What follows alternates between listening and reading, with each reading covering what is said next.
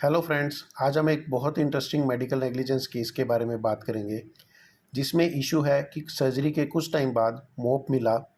यहाँ डिस्कशन हुआ एविडेंस क्या क्या चाहिए to prove negligence. Recently national commission ने इस पे 23 अप्रैल को डिसीजन लिया है। इनिशियली यह केस स्टेट काउंसिल यूपी का था। कंप्लेनर ने क्या कहा?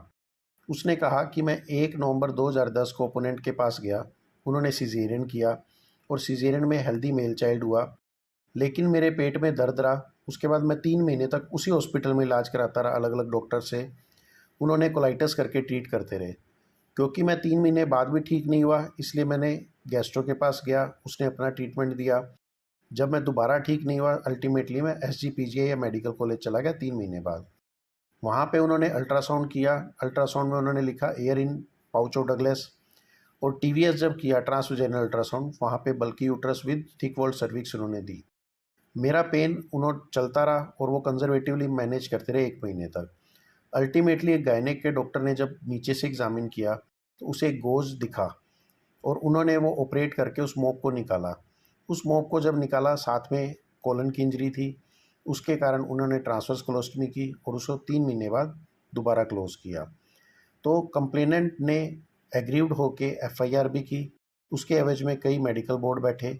डिस्ट्रिक्ट कलेक्टर को कंप्लेंट की, वहाँ पे अलग मेडिकल बोर्ड बैठा और इन्होंने यूपी मेडिकल काउंसिल में भी केस लगाया और उसके अलावा कोर्ट में भी इन्होंने कंपनसेशन के लिए केस लगाया।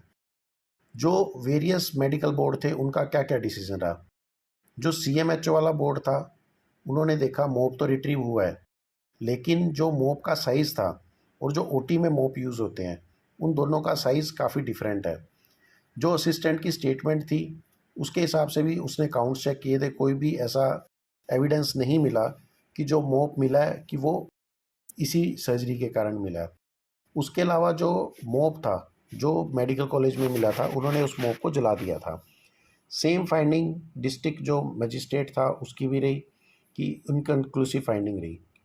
यूपी मेडिकल काउंसिल वालों ने नेग्लिजेंट माना डॉक्टर्स को कि उन्होंने मोप को रख दिया और उन्होंने 6 मंथ के लिए सस्पेंड कर दिया डॉक्टर के लाइसेंस को।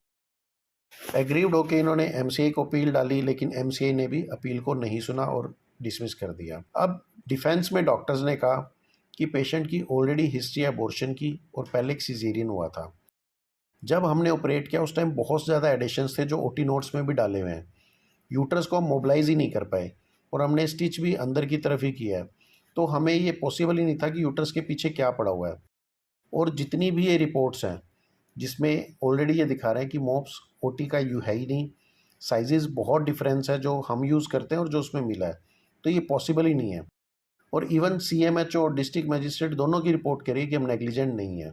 स्टेट फॉर्म ने कहा कि यहाँ पे मोप मिला है, इसलिए इसको आप बोल सकते हो रेस इप्सा लिक्वेटर, मतलब चीज़ें खुद बोलती है। हॉस्पिटल को भी इन्होंने नेग्लिजेंट माना क्योंकि इन्होंने कहा कि ये हॉस्पिटल की ड्यूटी है कि वो सुपरविज़न करे कि उसके हॉस्पिटल में डॉक्टर्स क्या क्या कर रहे हैं। तो जब वो सर्जरी कर रहे थे उस टाइम हॉस्पिटल की ड्यूटी थी कि वो सुपरविज़न करते कि OT में क्या हो रहा है। अल्टीमेटली इन्होंने 50 लाख का कंपनसेशन अलाउ कर दिया। नेशनल कमीशन में एग्रीव्ड होके इन्होंने अपील डाली डॉक्टर्स ने। इन्होंने कहा कि जब अलग अलग कमेटी का इनकन्क्लूसिव एविडेंस है, मोप जो है डिफरेंट है as per medical board, statement of doctor की जिन्होंने मोप निकाला वो ये कह रहा है कि ये फर्स्ट सर्जरी में यूज़ हुआ या सेकंड में हुआ, ये नहीं बताया जा सकता। जो मोप पड़ा हुआ था फर्स्ट सर्जरी के टाइम, वो इन्होंने दिखाया कि फॉरेन बॉडी काफ़ी लंबे टाइम तक एसिम्प्टोमेटिक रह सकती है। वहाँ पे काफ़ी लंबे टाइम तक रह के उसने इतने एडिशंस बना लिए कि हम उसको ड्यूरिंग सर्जरी हटा नहीं पाए, ना चेक कर पाए कि उसके पीछे क्या पड़ा हुआ है। हमने अपना काम किया और बंद कर दिया।